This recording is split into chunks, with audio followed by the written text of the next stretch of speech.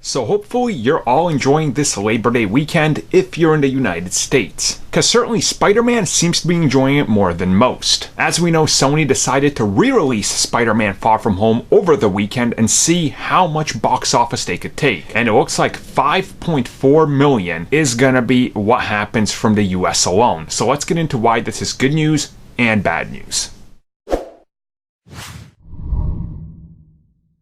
Okay, so we have to kind of break this up into two sections again. So right before we get into that, let's start with the good news. Sony decided, hey, we're going to add 4 additional minutes to this film. We're going to put it out and we're going to see what it does at the end of the summer since we kicked off this film in July. Now, there was about a 150% rise weekend over weekend as opposed to last weekend to what the film made.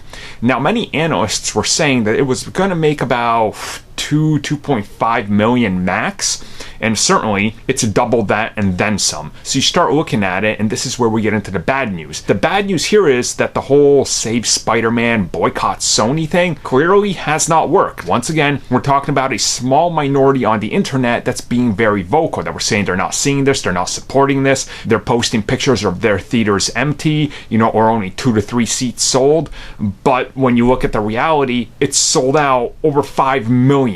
Right? 5 million worth is pretty big considering the film's been out for 2 months, which should paint the good and bad picture here for you guys. Now, whether this is going to impact anything going forward, I have no idea. Obviously, we don't know, but this guarantees Sony more or less that, hey, people want to see Spider-Man even with the bad press out there.